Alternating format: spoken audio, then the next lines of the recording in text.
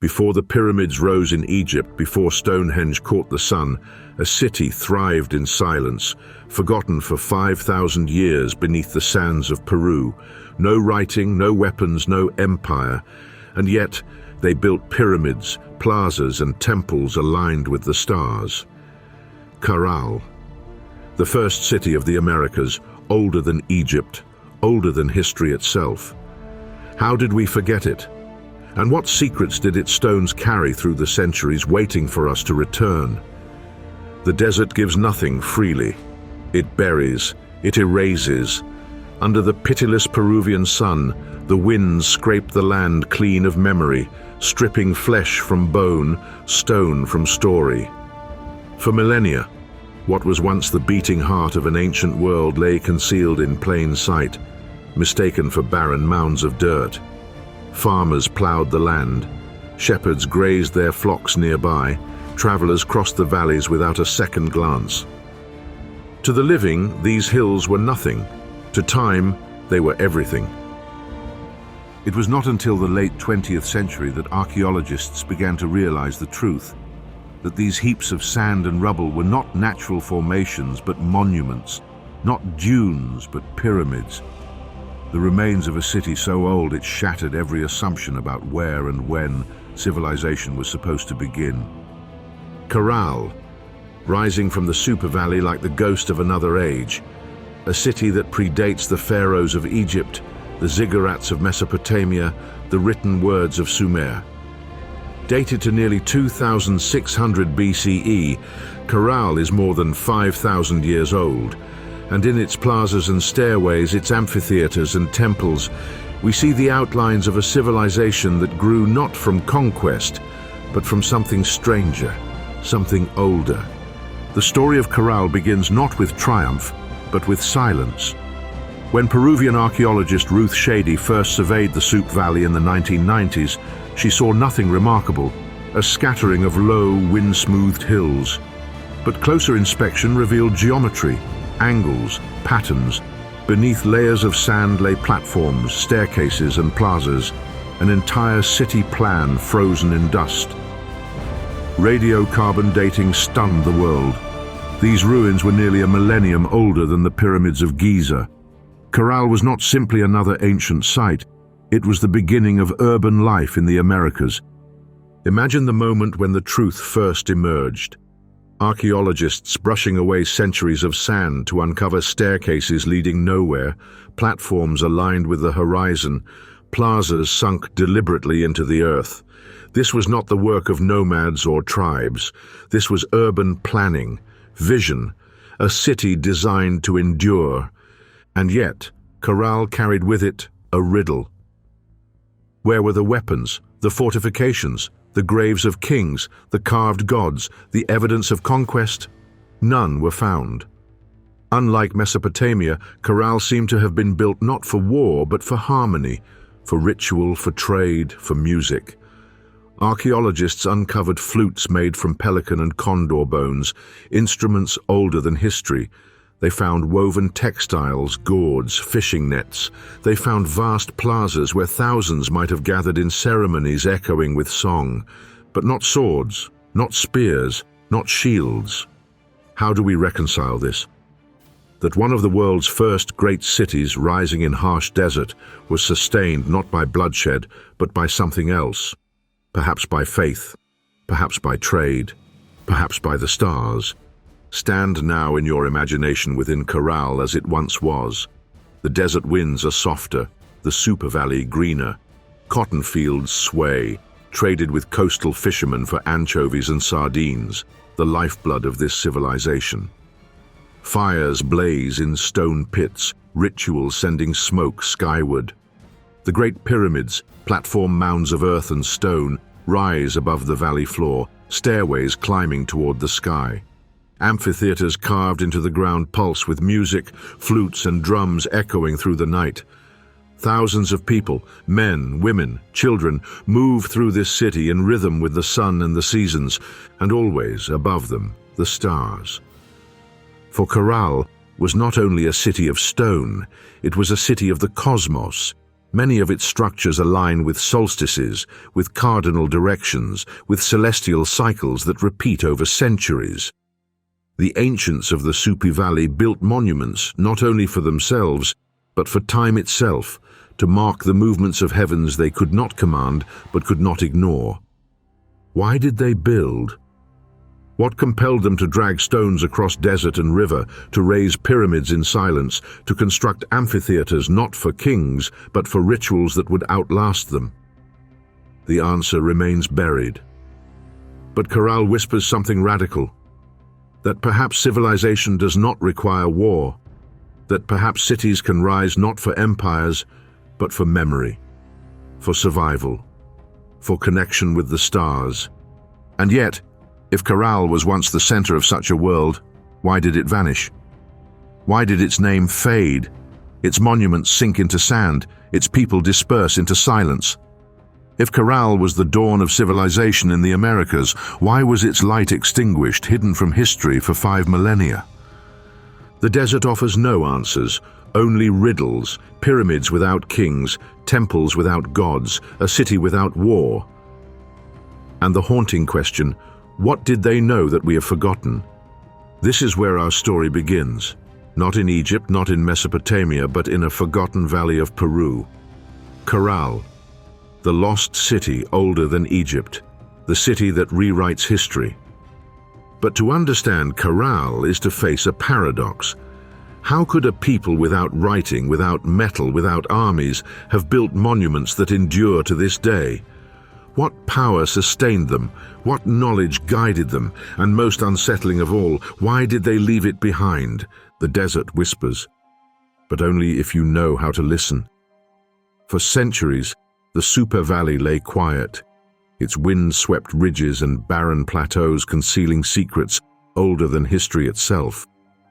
Travelers rode past, eyes fixed on the fertile riverbanks below, never suspecting that the dusty mounds rising in the distance were not natural hills, but the bones of a forgotten civilization.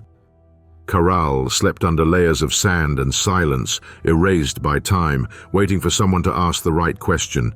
That someone was Ruth Shady. In the 1990s, the Peruvian archaeologist turned her attention to a stretch of land long dismissed as insignificant. Farmers had ploughed the edges, shepherds had grazed their flocks nearby. To them, these were useless wastelands. But to Shady, the low mounds looked too regular, too symmetrical, too intentional. Patterns tugged at her mind, the faint outline of plazas, the suggestion of stairways buried beneath the dust. What if this was not barren land at all, but ruins? What if the desert was hiding something extraordinary? Excavations began cautiously, with spades and brushes, with patience measured in grains of sand. Slowly, geometry emerged. A staircase rising from nowhere, walls where there should have been none, an amphitheater carved into the earth itself. Then the platforms, massive, layered, deliberate.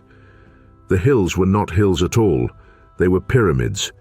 And when radiocarbon samples came back, the silence of history shattered. The dates were staggering. 2600 BCE. A city that stood 1,000 years before the pharaohs commanded Egypt, before Mesopotamia's ziggurats, before the written word in most of the world. Caral was not just old. It was ancient beyond imagination. Word spread like fire. Archaeologists, historians, journalists all clamored to see what Shady had uncovered. The sacred city of Caral was hailed as the oldest known urban center in the Americas. UNESCO would later call it a masterpiece of architecture and planning. But at the moment of its discovery, it was simply a revelation, history rewritten. Yet with every answer came more questions. Why had Caral been forgotten? Why did textbooks never mention it?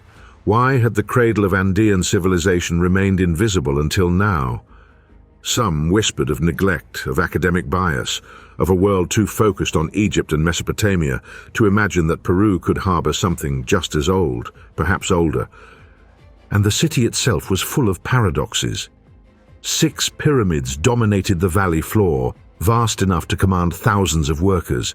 Grand plazas spread out before them, some sunken deep into the earth, others raised high. Roads radiated outward, connecting neighborhoods, connecting people.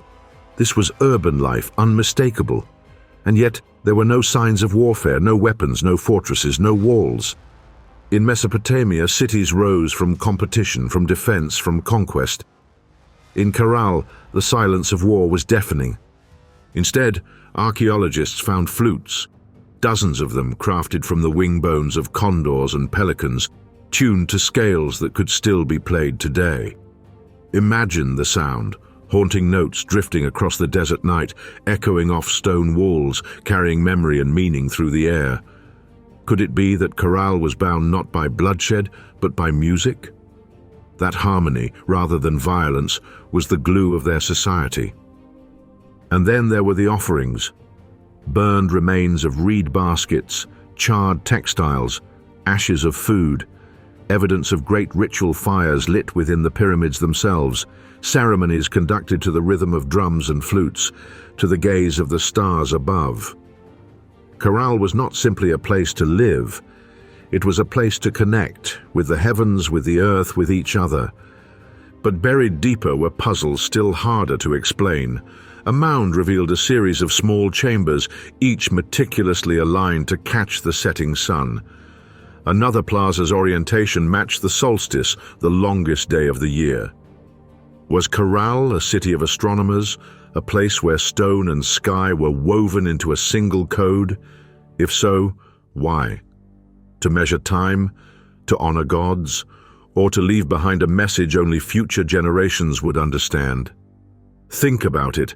Thousands of years before telescopes, before compasses, before writing, a people we know almost nothing about were carving cosmic knowledge into the ground. What compelled them? And then came the most haunting discovery of all. Caral seemed to lack any evidence of warfare. No defensive walls, no arrowheads, no mass graves. In a world where civilization is usually defined by conflict, Caral was different. A city of peace, or a peace bought at a price we cannot yet see. As the desert gave up its whispers, Shady and her team began to suspect that Caral was not an anomaly, but the foundation of something larger, a mother culture whose echoes would ripple across the Andes for millennia. The Incas, centuries later, would build their empire on astronomy, trade, and monumental architecture. Were they heirs to Caral's silent legacy? And still, the desert asked its own question. If Caral was once the heart of a thriving civilization, what happened to it?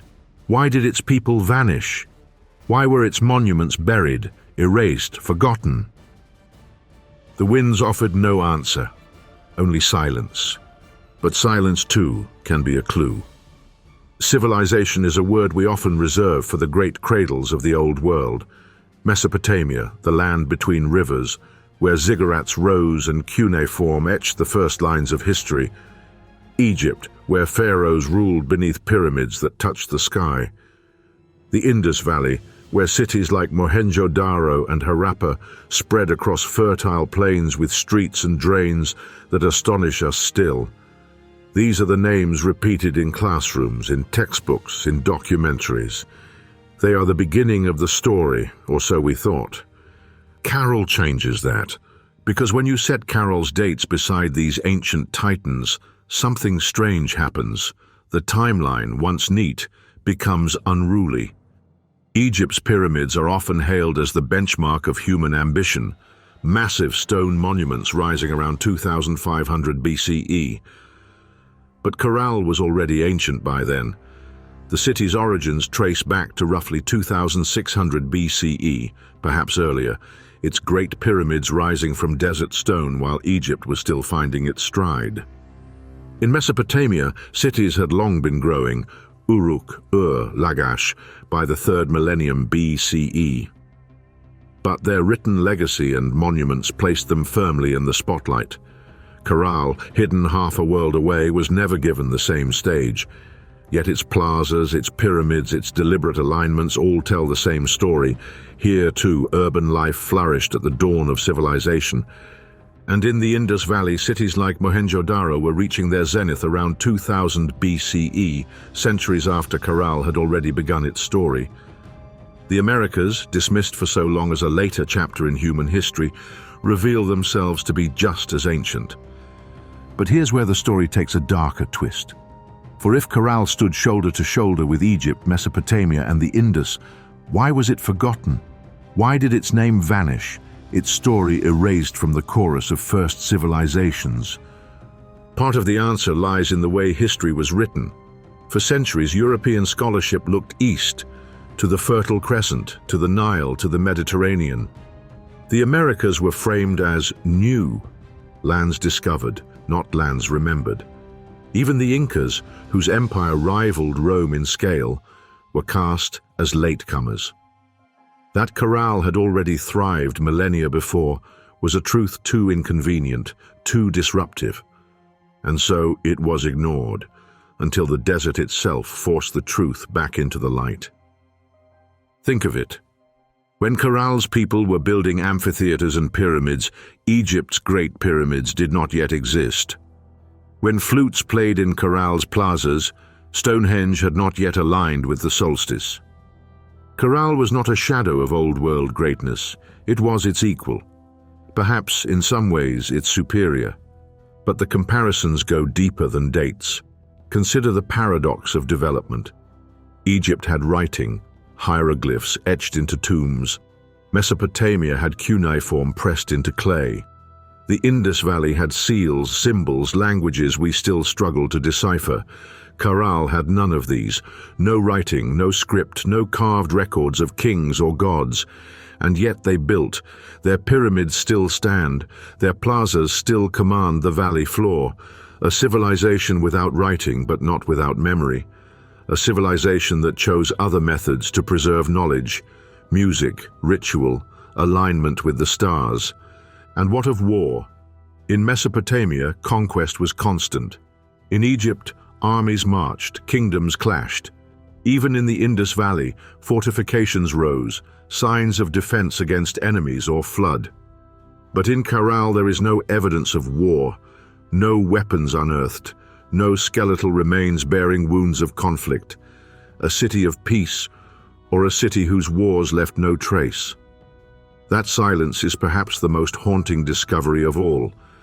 Caral suggests a model of civilization built not on conquest, but on trade.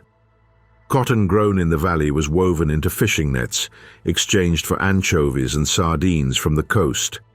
Obsidian from the highlands, shells from distant shores. Caral's reach stretched hundreds of miles, connecting mountains, desert and sea. The lifeblood of this city was not plunder, but exchange. And yet it built monuments to rival empires. Pause and let that sink in.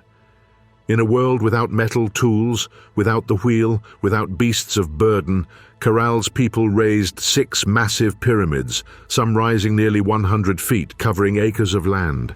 Thousands of tons of stone and earth were moved, shaped, stacked into stairways and terraces. How? Why? The same questions we ask of Giza or Stonehenge echo here. But in Caral, the answers feel even more elusive, for there are no inscriptions, no names, no dynasties to guide us, only silence. Philosophical beat. Perhaps that is the greatest challenge of Caral, that it forces us to confront the possibility that civilization is older, more varied and more mysterious than we have ever dared to admit. That the story of humanity is not a single thread winding from Mesopotamia outward, but a web of forgotten beginnings, some of which we are only now uncovering. What does it mean that the first city of the Americas was 1,000 years older than we believed? That its people tracked the sun and stars, played music on bone flutes, and raised monuments without war or writing? Does it mean that our definition of civilization itself must change? And here's the question that lingers like a shadow. What if Caral was not the first? What if beneath other deserts, jungles or oceans lie even older cities, erased by time, waiting to be discovered? Caral is proof that our story is incomplete, that we have only begun to scratch the surface of what our ancestors achieved. And if Caral could be forgotten for 5,000 years, what else lies hidden, beyond the edges of maps, beneath the silence of earth and sea? As the sun sets over the Soup Valley today, the pyramids of Caral glow in fading light, their steps worn, their plazas empty. Tourists wander, archaeologists measure. But beneath it all lies the weight of a truth older than Egypt, older than history, that here in this desert, civilization was born. But what kind of civilization was it? How did it endure without war, without writing, without kings? And most haunting, why did it end? The desert holds its breath. The answer waits. The architecture of Caral does not announce itself with glittering stone or towering spires. It whispers through the earth, through shapes and alignments buried beneath centuries of sand. Yet the deeper you look, the more impossible it seems. How did a people without metal tools, without beasts of burden, without the wheel itself, raise monuments on such a scale? And what vision compelled them to etch their cosmos into stone and soil? At the heart of Caral rise 6 monumental pyramids, platform mounds, stepped and terraced, some climbing nearly 100 feet into the sky. From afar they appear as little more than weathered hills. But walk their staircases and you feel the weight of design. These are not random heaps. Each pyramid was meticulously constructed from quarried stone and river cobbles, stacked with an understanding of load and pressure, of gravity and endurance. Thousands of tons of material shifted by human hands. Imagine the labor, the organization, the sheer will required. One pyramid in particular, the Pyramide Maya, dominates the valley. Covering more than 150 by 100 meters, it once loomed above the Super River, commanding a view of the fertile plain below. At its summit, archaeologists uncovered ceremonial spaces, fire pits, offering chambers, signs of ritual burnings where baskets of reeds, textiles and food were consumed in flame. This was not a dwelling for rulers, it was a stage for ceremony, a meeting ground of heaven and earth. Yet it was not only size that astonished, it was precision. Caral's pyramids and plazas were not scattered at random. They were arranged according to principles that echoed celestial order. Sunken plazas, vast circular depressions carved into the valley floor, were aligned with surrounding pyramids, creating geometric harmony between earth and sky. Stand in one of these plazas during a solstice, and the sun itself marks the architecture, its light falling exactly along staircases and walls. This was not coincidence. This was intention, and it was not unique. Across the city, plazas, staircases and sightlines point to alignments with solar and possibly stellar events. Was Caral a city built as a mirror of the cosmos? Did its people believe that by shaping Earth to match heaven, they could bind the two together? Or did they believe something even more radical, that their survival depended upon it? Pause here. Consider the paradox. Caral's builders had no writing to record their mathematics, no bronze chisels to shape their stone, no oxen or llamas to drag their loads, and yet they orchestrated a city of pyramids and plazas that could withstand 5 millennia of desert wind. The engineering knowledge encoded in these structures is undeniable, but where did it come from? How did they know enough to succeed when every tool we think of as necessary was absent? Climb the staircases of Caral in your imagination. The stones are uneven, the air dry and hot. At the top, a plaza opens, encircled by walls. Fire once burned here, ritual offerings carried into smoke. From this vantage, the Supi Valley stretches out, the river glinting in the light, the mountains watching in the distance. And above, the same constellations that guided farmers, herders, and builders for generations. This was architecture not as shelter, but as message. A city constructed to endure not merely years or centuries, but millennia. A city that said, "We are here and we remember the sky." Even the amphitheaters speak to this intention.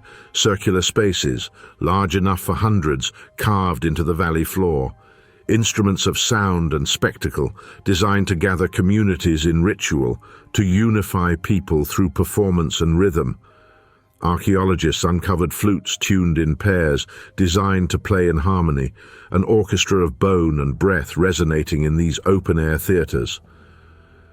Caral was not only a city of stone, it was a city of sound. And always the question lingers, why build so vast, so precise, if not for survival? These were not homes, they were not palaces, they were not fortresses, they were symbols, carved alignments, cosmic markers. A city transformed into an observatory, a calendar, a ritual machine that bound people to the cycles of sun and sky. Here lies the impossible beauty of Caral's architecture. It endures. Where empires fell, where dynasties crumbled, where names were forgotten, Caral remained beneath the desert. Its walls may have collapsed, its plazas filled with sand, but its design is still legible. The intentions of its builders still echo through time. And yet, the silence around Caral is perhaps its most haunting feature. Unlike Egypt, there are no hieroglyphs proclaiming the power of kings. Unlike Mesopotamia, no tablets record the transactions of merchants. Unlike the Maya, no stelae carve out the deeds of rulers. Caral's message is silent, embedded only in stone and alignment. To us, it seems cryptic. To them, perhaps it was obvious. But what was obvious 5,000 years ago is now a riddle we may never solve. Think about it.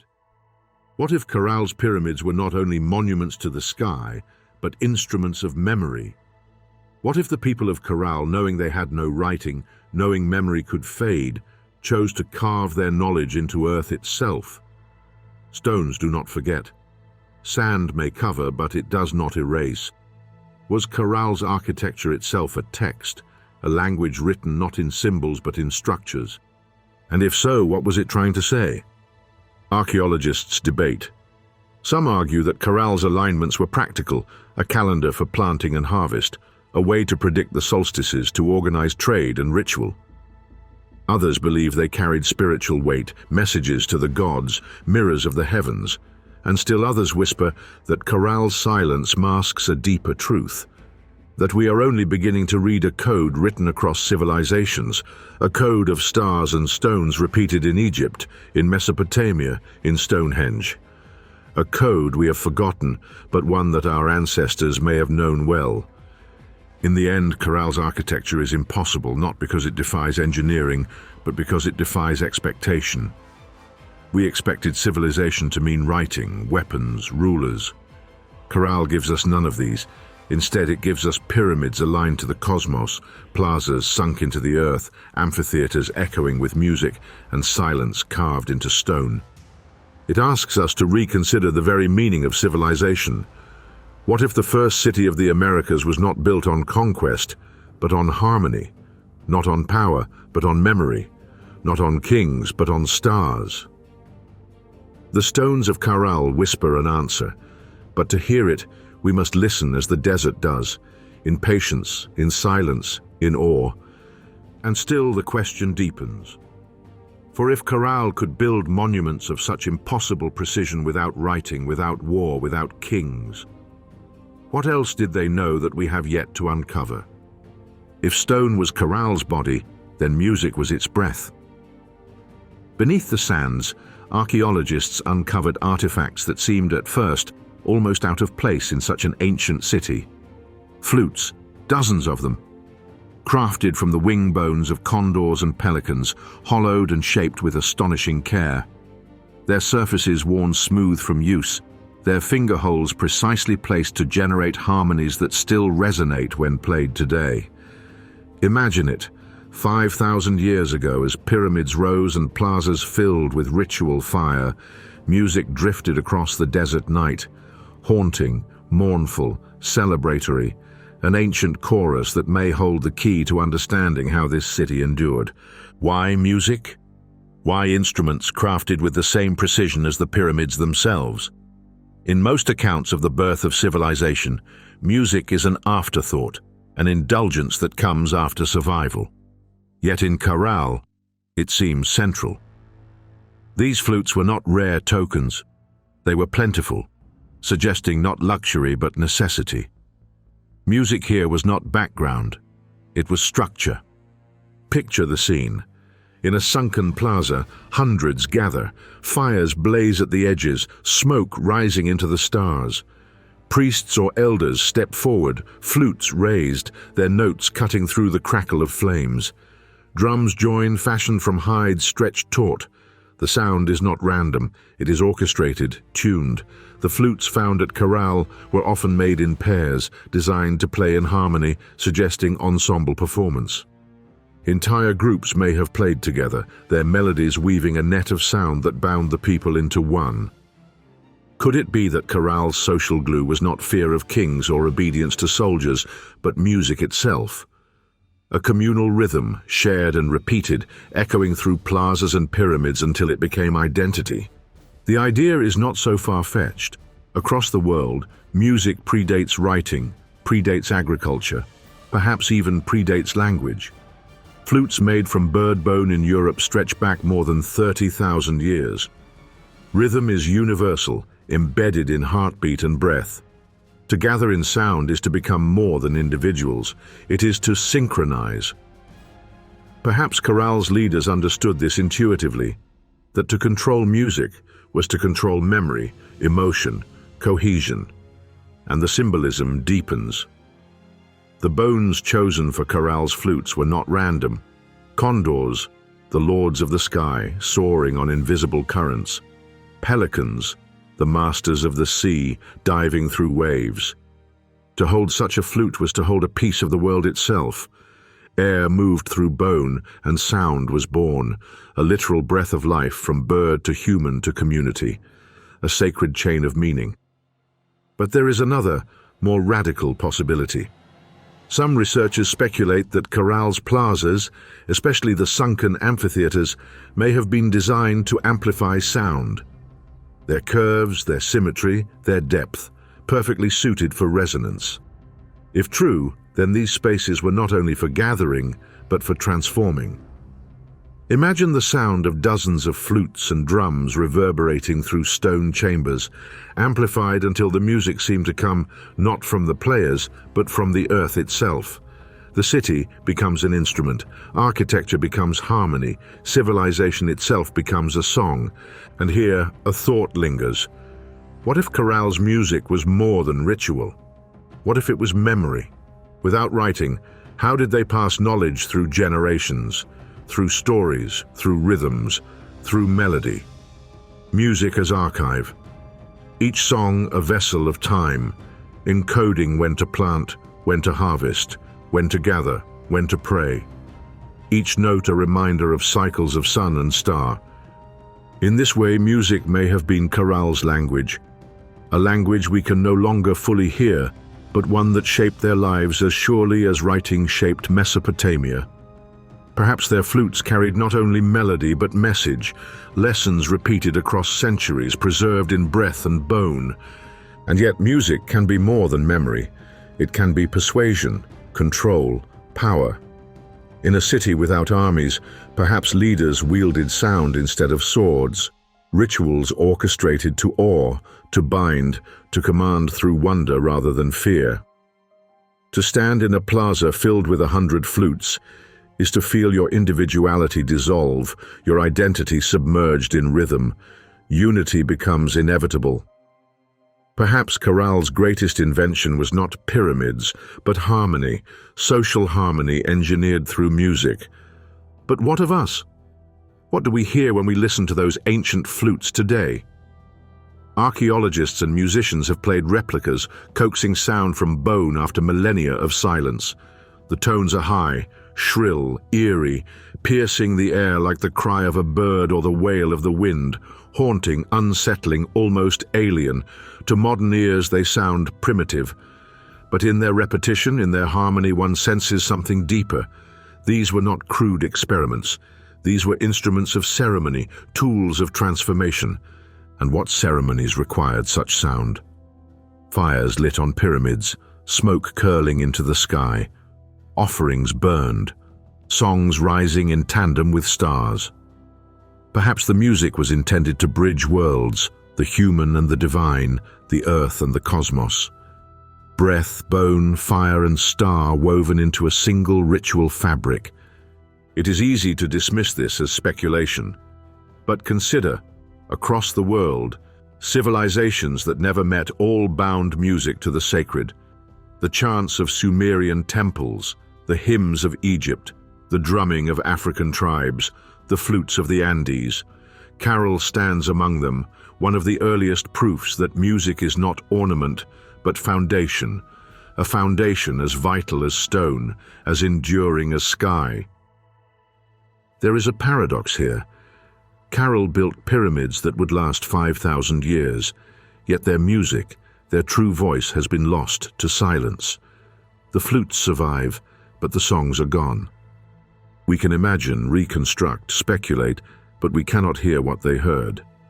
Civilization, it seems, leaves behind its skeleton but not its soul. Still, the silence provokes. What if music was the secret to Caral's longevity?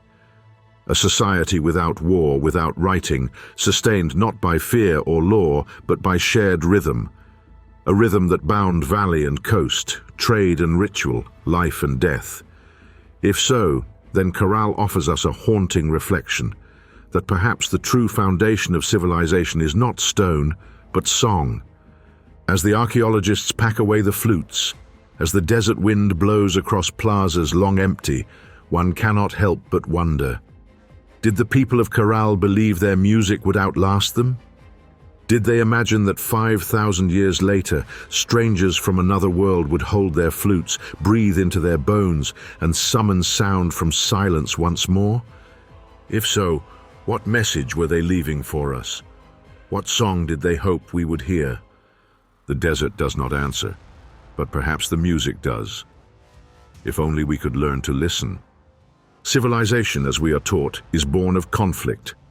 The earliest cities in Mesopotamia rose amid rivalry, their walls bristling against neighbors, their kings carving their victories into stone. Egypt's monuments were built by societies that marched with armies, their chariots etched into temple walls, their triumphs immortalized in hieroglyphs. The story is familiar. Power grows from conquest, and conquest demands fortification. But Caral whispers a different story. Excavations across the Soup Valley unearthed pyramids, plazas, homes, and amphitheaters. They revealed instruments, textiles, trade goods. But in all the layers of earth, in all the centuries of history, something was conspicuously absent. Weapons. No swords, no daggers, no arrowheads designed for war. No city walls or fortified gates. No skeletons bearing the wounds of conflict. Instead, silence. A silence almost unthinkable at the dawn of urban life. What does it mean? Could it be that Caral was a civilization without war? The thought unsettles, for it contradicts our assumptions. We are conditioned to believe that war is the price of greatness, that cities rise because of conflict, not despite it, that to control resources, to build monuments, to sustain thousands, force is required. Yet Caral seems to have flourished without it. Imagine a city whose cohesion did not depend on armies, but on something else: ritual, music, trade, faith. Caral's plazas filled not with soldiers drilling, but with communities gathered in ceremony. Caral's pyramids crowned not by kings proclaiming conquest, but by priests or elders offering fire to the gods. Power here was measured not in weapons, but in alignment, with the heavens, with the seasons, with the cycles of life itself. Skeptics argue that absence of evidence is not evidence of absence. Perhaps weapons were made of perishable materials, wood, reed, stone, that left no trace. Perhaps Caral's battles were small, unrecorded, yet across the ruins no signs of destruction linger, no burnt fortresses, no toppled walls, no mass graves. Caral endured for centuries, not because it conquered, but because it harmonized. And here lies one of Caral's most radical revelations, that civilization may not require war at all. Consider what archaeologists did find: cotton, grown in abundance, woven into fishing nets, fish from the Pacific coast, traded inland, obsidian from distant mountains, shells from far shores. Caral's lifeblood was not conquest, but commerce. Its people built networks stretching across valleys and mountains, exchanging goods, knowledge, and culture. The Supe Valley became a hub, not through force, but through connection. Pause and let that vision take shape. A society where prosperity came not from plunder but from trade, where unity was reinforced not by armies but by shared rituals, where plazas became gathering places not for battle but for music and fire, for offerings to gods and stars. Perhaps Caral's pyramids were less monuments to power than instruments of peace, a stage upon which unity itself was performed, reinforced, remembered. But this piece raises another question. Was it stable, or was it fragile, always one drought, one famine, one disaster away from collapse? Civilizations of conquest often sustain themselves through expansion. Caral, without armies, may have been vulnerable to forces beyond its control, climate shifts, earthquakes, rivers changing course. Perhaps its survival strategy was harmony, but harmony is delicate. Still, what if we have misunderstood? What if Caral's people saw war not as an option, but as a threat to their very survival? In a desert valley where the river was lifeblood, where cotton fields and fishing nets tied everyone together, conflict may have meant ruin for all. Cooperation was not idealism, it was necessity. Think of what that implies, that one of the earliest cities on Earth chose peace not as a luxury, but as a foundation. That Caral's longevity, centuries of continuity, may have been secured precisely because it avoided the cycle of war that consumed so many other civilizations. And yet, silence always carries an edge. Some archaeologists whisper that Caral's peace may have come at a price, that the absence of weapons does not mean the absence of control. Ritual itself can be a form of power. The fire pits atop pyramids, the amphitheaters resonating with flutes and drums, these may have been instruments of awe, tools to bind society through spectacle. Caral's rulers may not have marched armies, but they orchestrated belief, and belief can control as effectively as force. Consider the offerings burned in fire pits, textiles, food, goods consumed in smoke. This was sacrifice, a ritual destruction of wealth. To give was to submit, to participate in a system larger than oneself. To refuse was unthinkable. Power here was subtle but no less absolute. The leaders of Caral may not have wielded spears, but they wielded fire, sound, and alignment with the stars. And so Caral presents us with a haunting paradox. A city without war, yet not without control. A city of peace, yet not of freedom. Harmony, but harmony enforced through ritual, through awe, through belief. Was this truly peace? Or another form of power, less violent but equally binding? Still the vision endures. Plazas filled with people, not soldiers. Pyramids raised not as fortresses, but as temples. A society that survived not by spilling blood, but by weaving networks of trade, of ritual, of music. In a world where war is often seen as inevitable, Caral stands as a reminder that another path once existed, and here is where the silence cuts deepest.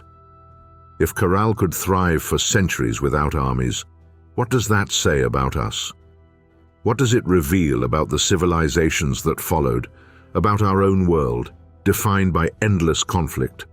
Did Caral represent a lost possibility, a road humanity could have taken but abandoned? Or was Caral's peace an illusion, destined to fail in the face of forces too great to withstand? The ruins do not answer. They stand in silence, their stairways climbing toward a sky that has seen empires rise and fall, wars waged and forgotten. Caral is older than them all, and yet its silence endures. What if civilization was never meant to be born from war? What if its first light rose not from conquest but from harmony? If so, why did we forget? The stones of Caral are not random. They are arranged with intention, as though the city itself was less a place to live than a message written across the valley floor. Step back from the plazas, trace the lines of the pyramids and staircases, and patterns begin to emerge. Patterns not of human convenience, but of cosmic order. Caral, it seems, was not only a city, it was a mirror. The ancients who built here raised their monuments not just to stand, but to point, to mark, to measure. Many of Caral's structures align with solar events, the solstices, the longest and shortest days of the year.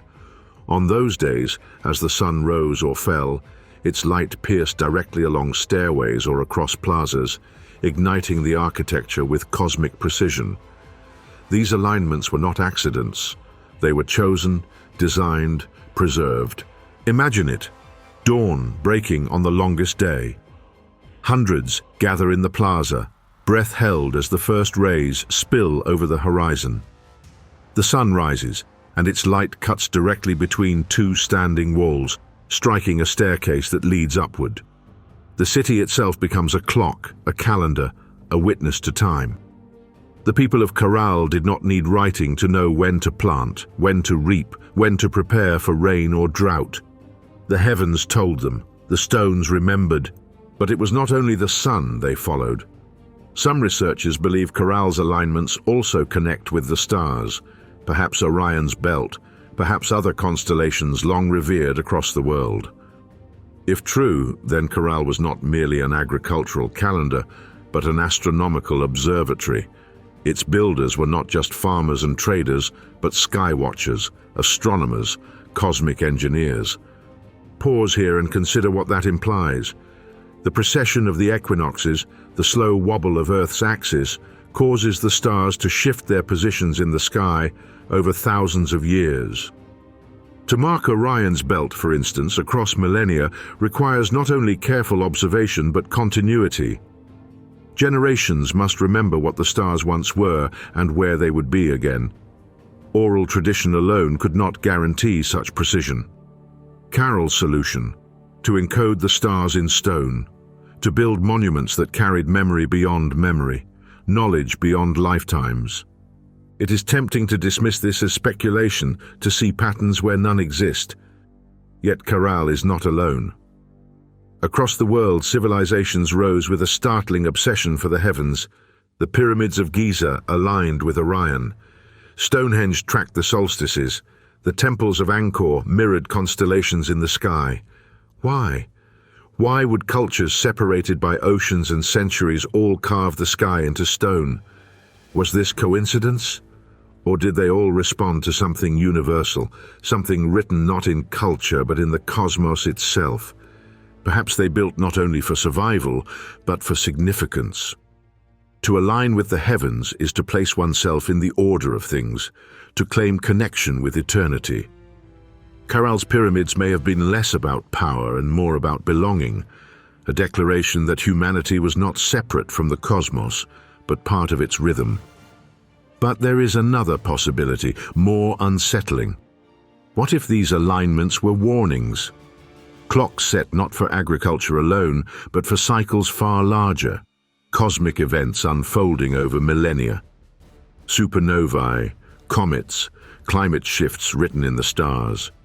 To build a city aligned to the heavens is to acknowledge that time is bigger than you, that survival depends not only on the earth beneath your feet, but on the sky above your head.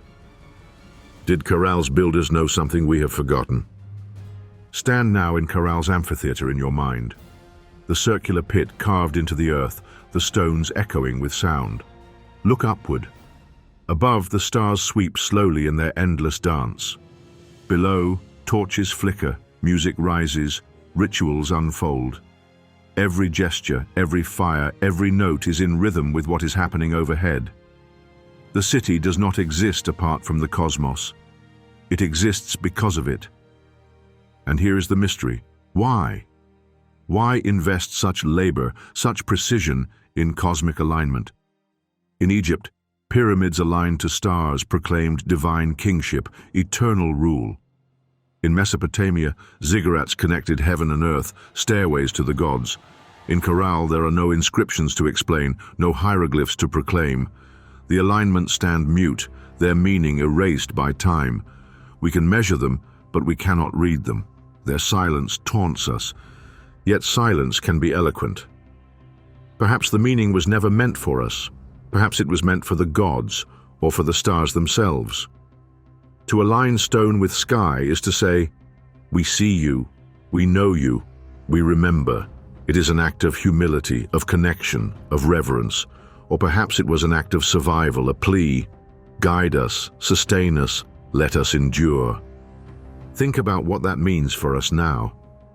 In our age of technology, we often believe we have surpassed the ancients.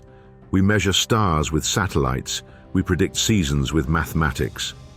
But in doing so, we forget what they remembered, that survival was always cosmic, that time was always celestial.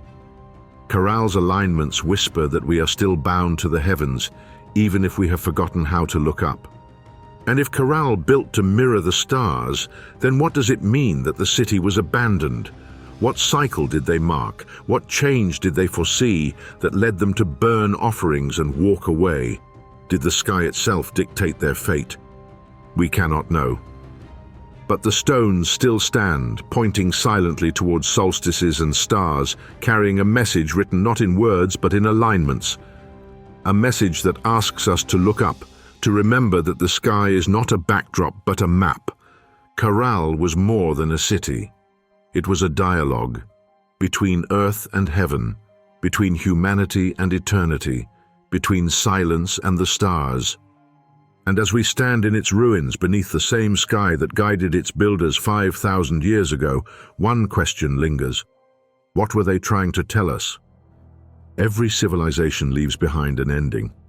Sometimes it is written in chronicles of war, sometimes in ruins shattered by conquest, sometimes in the silence of famine and disease.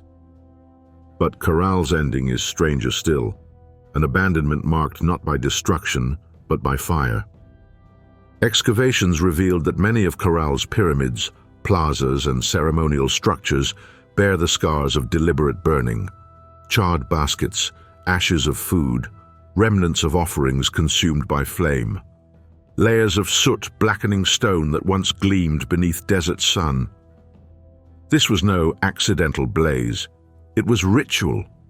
It was intention. Why would a people set fire to the very heart of their city? Imagine the scene. The amphitheater fills for the last time. Flutes pierce the night, drums pound, torches blaze in every hand. The air is thick with smoke, chants rising against the desert wind. One by one, offerings are placed into fire pits, cotton textiles, woven baskets, food gathered with care. Flames rise higher, devouring the gifts, their light reflecting in thousands of eyes. And then something unthinkable. The pyramids themselves are set aflame, their staircases blackened, their altars consumed. The city is not destroyed in anger or conquest, it is sacrificed. What could compel a civilization to burn its own sacred heart? One possibility is drought. The super valley, lifeblood of Caral, depended on the rhythm of rivers fed by distant rains. Archaeological evidence suggests that around 1800 BCE, the climate shifted. Rains faltered, rivers weakened, the desert tightened its grip. Without water, crops withered, cotton fields failed, fishing nets grew empty. In desperation, the people may have turned to ritual, offering their city itself to the gods in a final plea for survival. Another possibility is migration. Caral was not isolated.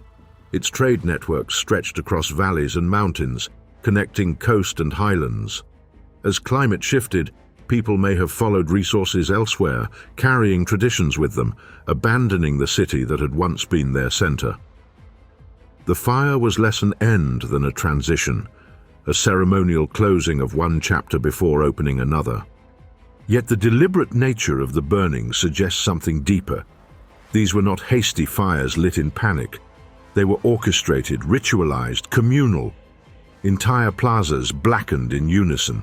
Entire pyramids offered to flame. This was ceremony on the scale of a civilization. It was not collapse, it was closure. Pause for a moment and consider what that means. Caral's people did not watch their city crumble around them, they walked away. But before they left, they marked the moment with fire, as if sealing the city's memory in smoke. Perhaps they believed that by burning their monuments, they were not destroying them, but transforming them, releasing their essence to the heavens, turning stone into prayer. Archaeologists uncovered layers of ash in sacred chambers, evidence of offerings burned until nothing remained. Ritual fire again and again, until the city itself became part of the sacrifice. In this, Caral is unique. Most civilizations are abandoned because they fall. Caral was abandoned because it was given up, as though its people knew the time had come. And here lies a haunting thought. What if Caral's builders understood cycles larger than themselves? What if they marked not only solstices but centuries, not only seasons but ages? The sky changes slowly, its rhythms measured in thousands of years. Perhaps Caral was built as a clock, and when the clock struck its appointed hour, the city was closed with fire. Not destroyed, not forgotten, sealed.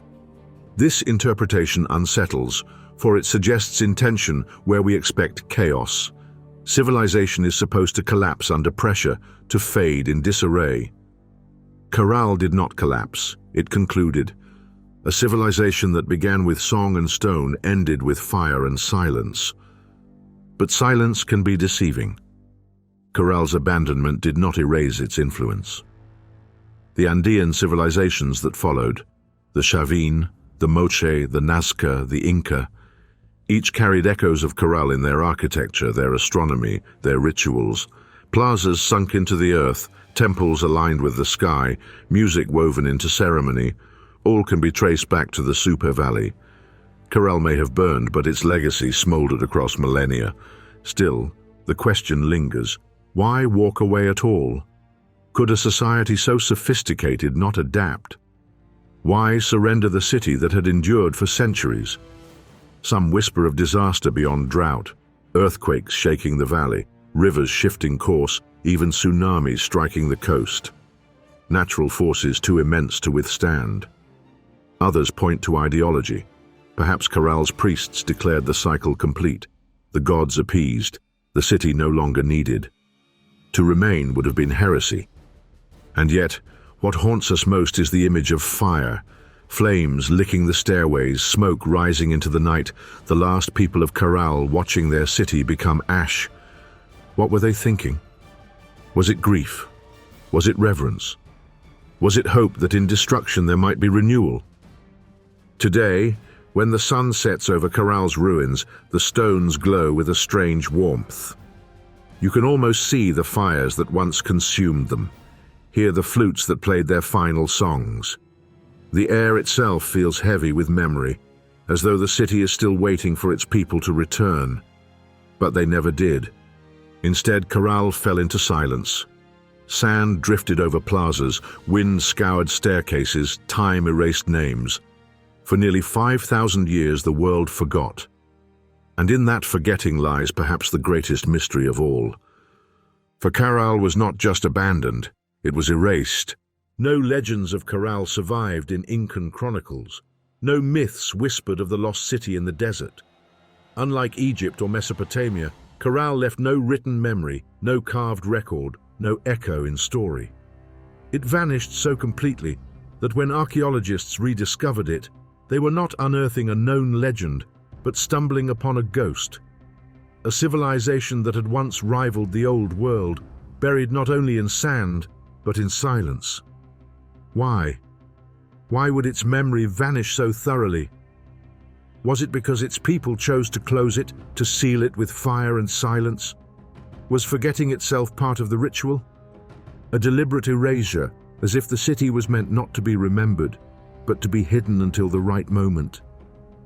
The desert offers no answers, only whispers, only ruins, only charred remains of fires lit 5,000 years ago, flickering still in our imagination. And so Caral becomes not just a mystery of how it was built, but of why it was left behind. Its architecture tells us of intention, Its music tells us of harmony, its silence tells us of peace, and its fire tells us of an ending unlike any other. But endings are never final. Caral may have burned, but its ashes seeded the future. Its echoes ripple through every Andean civilization that followed, a forgotten origin hidden in plain sight. And this raises the next question. If Caral's fire was not destruction but transformation, what did it transform into? Civilizations do not survive on isolation. They breathe through exchange, through the movement of goods, ideas, and people. And if Caral's pyramids and plazas were its bones, then trade was its blood, flowing outward from the Supe Valley into mountains, deserts, and coasts, binding distant worlds together in invisible threads. From the air, Caral looks like a city improbably placed, a cluster of pyramids rising from an arid valley, surrounded by barren hills and desert plains. It is easy to wonder how such a city could have thrived at all. But the secret lay not only in the Super River, which snaked across the valley floor, but in the vast web of trade that linked Caral to environments far beyond its reach. Archaeologists uncovered evidence that the people of Caral were cotton farmers. In a region where rainfall was scarce, they mastered irrigation, channeling water from the river into fields of cotton that stretched across the valley. But cotton was not for clothing, it was for fishing nets. Woven tightly, traded to coastal communities, these nets became lifelines for fishermen who pulled sardines and anchovies from the Pacific. The fish, in turn, traveled back inland, salted and dried, feeding the city. Cotton flowed outward, fish flowed inward, a circuit of survival, linking river and ocean in a delicate dance. But the web stretched further still. From the highlands came obsidian, sharp volcanic glass that could be shaped into blades and tools. From distant valleys arrived exotic fruits and vegetables, carried along mountain paths and desert trails. From coastal sites came shells, bright and iridescent, transformed into ornaments and offerings. Even gourds, simple, hollowed vessels, were traded, used as containers, as floats for fishing, as instruments. Each thread in this network was essential. Each connection expanded Caral's reach. Pause here and imagine the caravans, traders crossing deserts with baskets of cotton on their backs, fishermen hauling nets woven in the Soup Valley, their boats rocking against Pacific waves, highlanders carrying obsidian down winding mountain trails shimmering under the sun. A network without roads, without wheels, without beasts of burden, only human endurance, human memory, human trust. And yet the web held. It thrived. This was Caral's genius, survival not through conquest, but through exchange. Unlike Mesopotamia's cities, which often grew fat by dominating neighbors, Caral built itself into a hub of cooperation. The Soup Valley became not only a home but a center, a node in a much larger fabric stretching across the Andes. And what does this tell us about Caral's people? That they were not only builders of pyramids, but builders of trust. Trade requires reliability. Cotton nets must be delivered. Fish must be salted. Obsidian must be cut. Ritual offerings must be shared. To sustain a network of such breadth demands not only exchange of goods, but exchange of culture, of belief, of memory. Perhaps music itself, those haunting flutes of condor bone, was part of the trade, carried along valleys, binding strangers into a shared rhythm. Consider also the subtle power this gave Caral. By controlling cotton production, the city controlled fishing itself, for without nets, the ocean gave little. By commanding plazas and pyramids, the city controlled ritual exchange, for without sacred centers, trade lacked legitimacy. Caral did not dominate with armies, it dominated with necessity. Its power lay in being indispensable. And here is where the story grows stranger. Across the Andes, later civilizations, Chavin, Moche, Nazca, Inca, would all rely on vast trade networks to sustain themselves. But Caral may have been the blueprint, the first to weave the coast, the desert, and the mountains into one fabric. A web spun not in empire but in exchange. What does it mean that the America's first great city rose not on conquest but on cooperation? That its pyramids stood because people trusted one another enough to trade? It challenges the story we tell ourselves, that civilization is born from dominance, from war. Caral whispers another truth, that survival itself can be an empire and exchange a form of conquest without blood.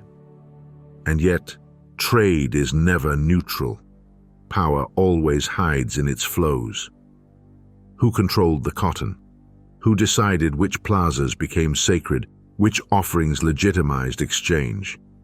Archaeologists have uncovered clues that Caral's elites, priests perhaps, or ritual leaders, stood at the center of this web, orchestrating not through armies but through ceremony. Fires burned in plazas as goods were exchanged, ritual legitimizing trade, belief binding economy. It was controlled by sanctity, not by sword. Think about how radical this is. A city of pyramids and plazas, sustained by a web of trade that stretched across hundreds of miles, flourishing centuries before Egypt raised its great pyramid. A civilization that wrote no words, yet inscribed its order in stone and ritual. A society that fought no wars, yet controlled valleys, coasts, and mountains through exchange. Caral is not only old, it is other, it is different.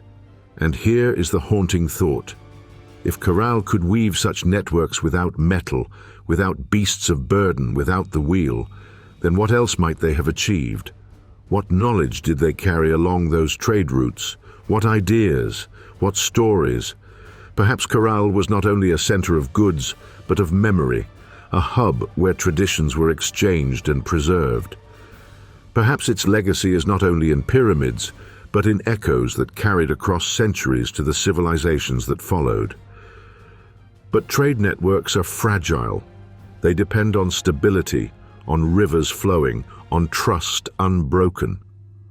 When climate shifted around 1800 BCE, drought may have strained the cotton fields, breaking the balance of exchange. Without cotton, fishing faltered. Without fish, food dwindled. Without food, rituals lost meaning. The web frayed, the city faltered. Caral's reliance on trade was both its strength and its vulnerability. Even so, its influence outlived its fall. Later Andean societies inherited its networks, its rituals, its architecture. The Incas would perfect it, building an empire of roads and runners stretching for thousands of miles. But the seed was here, in Caral, in the cotton fields and the plazas, in the flutes that sang across valleys. Stand now in the ruins of Caral and imagine those ancient caravans. Cotton carried outward, fish carried inward, obsidian shimmering in the sun. Imagine the sound of flutes drifting across trade routes, guiding footsteps under desert stars. Caral was not only a city, it was a web, a network that bound the Andes together long before empires rose. And in that web lies a truth both humbling and haunting, that civilization's first great power may not have been conquest, but cooperation. And yet, if Caral thrived on trade, what knowledge traveled along those same routes? What ideas moved with obsidian and cotton? Did Caral carry not only goods, but wisdom? Wisdom we have lost. The silence of the desert offers no answer, but the stones remain, waiting. Knowledge is civilization's most fragile inheritance. Stone can endure. Trade routes can span valleys and mountains. Music can echo across centuries. But knowledge, ideas, meanings, beliefs can vanish in an instant. And in Caral, perhaps more than anywhere else, this fragility is laid bare. For Caral left no writing, no script carved into walls, no glyphs etched into stone, no tablets pressed with symbols of law or trade, nothing to speak in the voices of its people. Mesopotamia left cuneiform, Egypt left hieroglyphs, the Indus Valley left seals and undeciphered symbols. Caral left silence. Its wisdom was not inscribed but lived, in rituals, in architecture, in alignments with the sky, in music that vanished as breath dispersed. What knowledge was lost when Caral burned and was abandoned? Consider the possibilities. A society that raised pyramids without metal, without the wheel, without beasts of burden, had engineering knowledge far beyond what we assume. A society that aligned plazas with solstices and possibly stars, had astronomical knowledge that spanned generations, encoded in stone rather than symbols. A society that thrived on networks of trade, balancing coast, desert, and mountains, had economic knowledge sophisticated enough to sustain thousands across harsh environments. And yet none of this was written. None of it survives in words. All of it had to be remembered. So how did Caral preserve memory? Without writing, knowledge must live in bodies, in rituals, in sound. Perhaps that is why music was so central. Songs and rhythms can encode patterns of planting, of harvesting, of cycles of time. Oral tradition can carry stories across generations. Ritual can embody cosmology, every fire and offering teaching what the stars demanded. In this sense, Caral itself was the library. Its plazas and pyramids were not just structures but pages. Its flutes and drums were not just instruments but texts. Its rituals were lessons written not in ink but in memory. But memory is fragile. It requires continuity, unbroken chains of transmission. And when drought came, when rivers faltered, when trade collapsed, the chain broke. Knowledge not inscribed became knowledge erased. When Caral was abandoned, its wisdom evaporated with its people, carried away like smoke from ritual fires. Pause and feel the weight of that. Thousands of years of observation, experimentation, adaptation, gone. A civilization's most precious inheritance, lost to silence. We excavate the stones, but we cannot excavate the thoughts. We measure alignments, but we cannot hear the prayers. We hold the flutes, but we cannot play their songs as they were once meant to sound. And yet, traces linger. The architecture of later Andean civilizations echoes Caral's forms: sunken plazas, monumental staircases, alignments with sky and season. The Incas, centuries later, built their empire with astronomy at its heart, roads spanning mountains and deserts, rituals binding people through ceremony and offering. Was Caral their distant ancestor? Did some thread of knowledge survive, whispered across valleys, carried along trade routes, encoded in rituals that endured even after the city itself was forgotten? But here lies the unsettling paradox. Caral was remembered in form, but not in name. Its people vanished from history's record, their city buried, their identity erased. How can a civilization so foundational leave behind no memory of itself? Did later peoples forget willingly, or was Caral's silence imposed by design? Consider this possibility. Perhaps Caral's leaders believed writing was unnecessary, or even dangerous. Writing fixes knowledge in place, freezes it in symbols. But perhaps Caral's wisdom depended on fluidity, on memory adapting across generations. Or perhaps they believed that the sacred could not be trapped in ink, that the cosmos demanded knowledge be lived, not recorded. If so, then Caral's silence was not failure, but choice. A choice we now struggle to comprehend. Still, silence invites speculation. Without texts to guide us, we are left with fragments, staircases, flutes, plazas, ashes. We piece them together, but the picture is incomplete. The danger lies in projection, reading our own assumptions into their silence. Did Caral truly live without war? Did it truly thrive on harmony? Or have we mistaken absence for meaning, silence for peace? Without their words, we may never know. And here is the haunting truth. Caral reminds us that knowledge is not inevitable. Civilizations can rise, flourish, and vanish without leaving a single line of writing. We assume progress is linear, that humanity's story is one of constant accumulation. But Caral's silence whispers otherwise. Knowledge can be lost. Entire chapters of our story can vanish, leaving only ruins to hint at what was once known. What wisdom might Caral have carried that we no longer possess? Perhaps agricultural methods suited to harsh climates. Perhaps astronomical insights about cycles of time. Perhaps philosophies of harmony, models of society without war.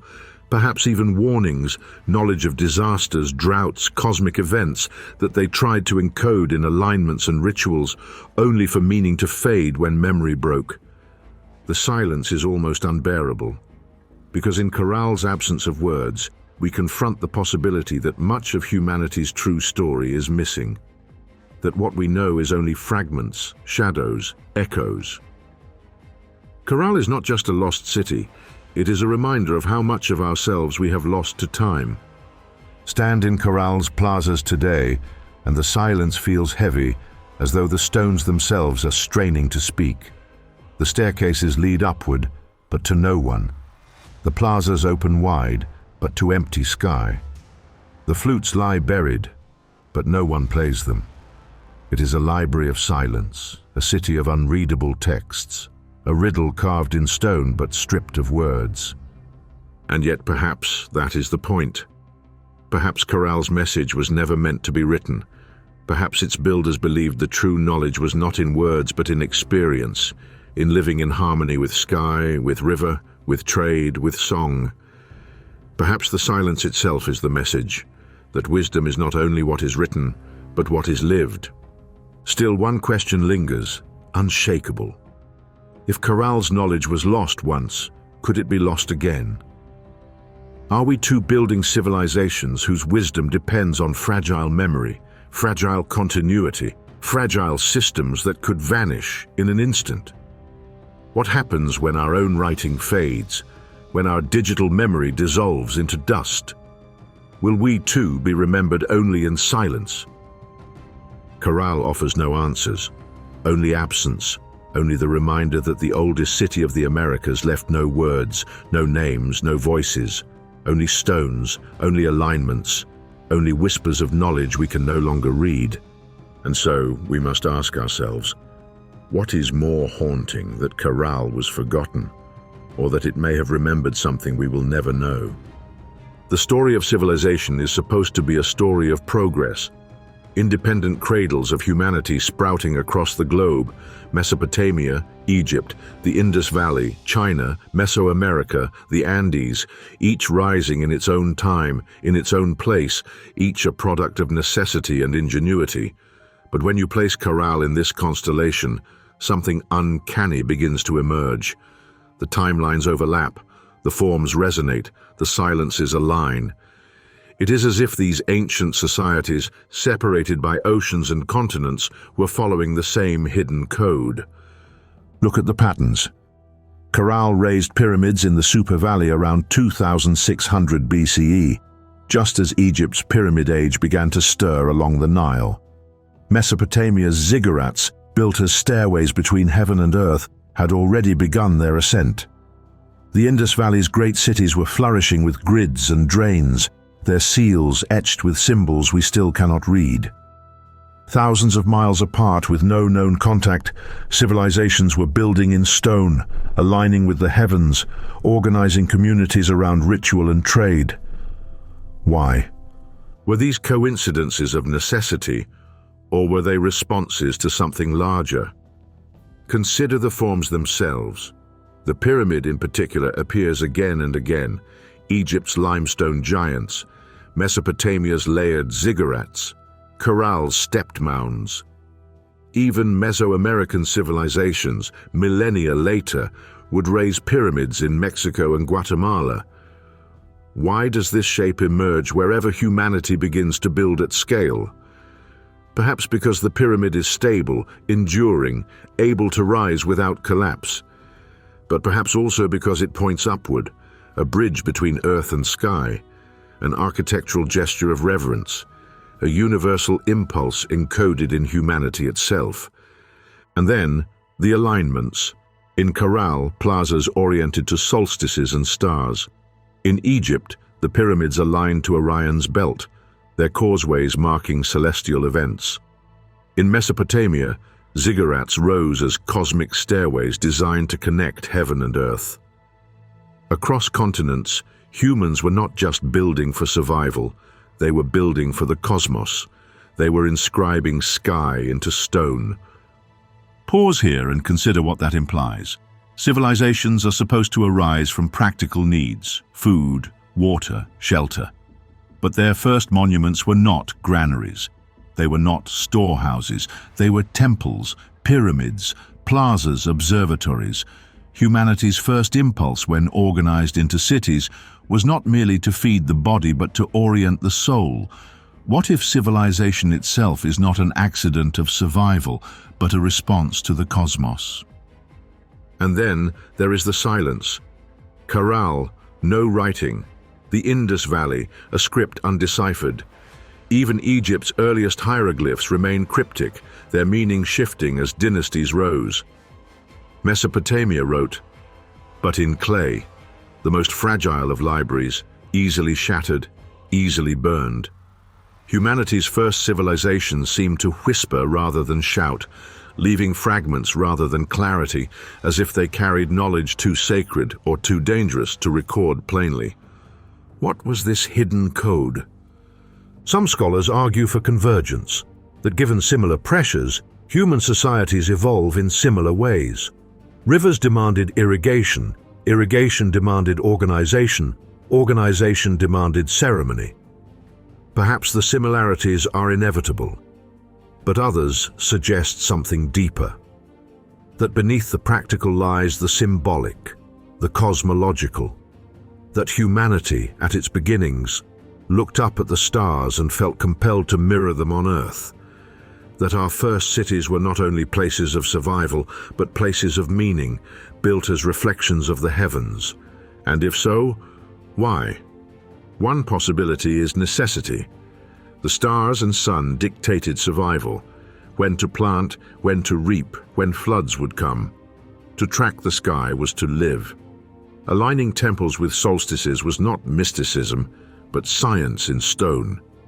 Caral's plazas, Egypt's pyramids, Mesopotamia's ziggurats, all may have been calendars, cosmic machines built to remember what fragile memory could not. But another possibility lurks in the silence. What if these alignments, these forms, these rituals, were responses not just to survival, but to fear? Cosmic fear. Humanity's first cities arose during a time of shifting climates, floods, droughts, earthquakes. To live then was to face the chaos of nature without explanation. Perhaps these civilizations built not only to measure the sky, but to appease it, to align with the cosmos in hope of protection, to offer fire, music, stone, and silence in exchange for survival. Caral embodies this paradox, a city without weapons, without writing, but with pyramids aligned to the heavens, a city of trade and ritual, of music and fire, of silence encoded in stone. It is both ordinary and extraordinary, practical and transcendent. It whispers of survival, but also of something deeper, a shared impulse that echoes across continents. Could it be that civilization itself is the hidden code? That whenever humanity reaches a threshold, when survival gives way to complexity, we turn upward, compelled to build for the stars? That our first instinct as a collective is not to fight, not to conquer, but to align. And if so, what does it mean that so many of these civilizations were forgotten? Caral erased. The Indus Valley's script unread, Mesopotamia's cities toppled, their tablets scattered, even Egypt's glory eventually buried in sand. Did the hidden code demand forgetting as much as remembering? Did these cities build for the stars because they knew they would not last on Earth? There is another, more haunting thought. What if these civilizations were not independent at all? What if they shared knowledge we no longer understand? Not in trade, not in contact, but in some deeper continuity, an inheritance older than history, carried from an age we have forgotten. Perhaps Caral, Egypt, Mesopotamia, and the Indus were not beginnings, but re-beginnings. The fragments of an even older wisdom scattered across the world, rising again in different valleys in different forms. The stones of Caral, the pyramids of Egypt, the ziggurats of Mesopotamia, all whisper of the same impulse, to measure time, to align with the sky, to connect heaven and earth. a hidden code written not in words but in architecture, in alignment, in ritual. A code we still struggle to read. Stand now in Caral's ruins and the code feels close, almost tangible. The staircases lead upward, the plazas open wide, the stars sweep overhead as they did 5,000 years ago. The city seems to say, we are not alone in our impulses. Wherever humanity rises, we build for the cosmos. But the question remains, unanswered and unyielding. Who wrote this code? Was it survival? Was it fear? Was it reverence? Or was it something else? Something older, something forgotten, something we are only beginning to remember? The silence of Caral holds the answer. But silence is not absence. Silence is invitation. And the invitation lingers still. Caral may have vanished into silence, but echoes rarely die. They ripple outward, carried through time and memory, shaping what comes after. Though the city itself was abandoned, though its name dissolved from history, its fingerprints linger across the Andes, in architecture, in ritual, in alignments that seem to whisper the same cosmic truths. Caral was not the end. It was the beginning. Archaeologists call it the Norte Chico civilization, a constellation of 30 or more sites that flourished along the Peruvian coast around the same time as Caral. Some were smaller, some larger, but all shared the same traits: monumental architecture, plazas sunk into the earth, a focus on ritual and ceremony. Caral was the heart, but the lifeblood of its culture stretched outward, binding valley to valley in shared memory. After Caral's decline around 1800 BCE, the Andes did not fall silent. Instead, they adapted, reshaped, carried fragments forward. Millennia later, the Chavin culture rose in the highlands, building temples adorned with stone carvings of deities, their plazas oriented to the cosmos, their rituals steeped in music and sound. Chavin de Huántar, one of their most famous centers, included circular plazas sunken into the earth, eerily reminiscent of Caral's amphitheaters. Was this coincidence or continuity? Did Caral's descendants migrate upward, carrying with them the memory of sunken plazas, of rituals centered on sound and alignment? The parallels are unsettling. Caral's flutes of bird bone, Chavin's conch shell trumpets, their walls etched with images of figures holding instruments, Caral's fire pits and offerings, Chavin's subterranean galleries filled with ritual spaces, smoke and sound mingling in ceremonies designed to overwhelm the senses. Across centuries, the echoes persist, music as power, architecture as message, ritual as memory. But the legacy did not stop with Chavin. The Nazca culture, flourishing along Peru's southern coast around 200 BCE, carved lines across desert plains, geoglyphs so vast they can only be seen from the sky, spiders, monkeys, hummingbirds, spirals stretching for miles. Why? Some say ritual, some say astronomy, some say communication with the gods. Whatever the reason, the impulse feels familiar. To inscribe the cosmos into earth, to etch meaning into stone and soil, just as Caral once aligned plazas with solstices. The medium changed, but the message endured, and then the Moche. Known for their monumental pyramids of adobe, their rituals steeped in blood and sacrifice, they flourished between 100 and 800 CE.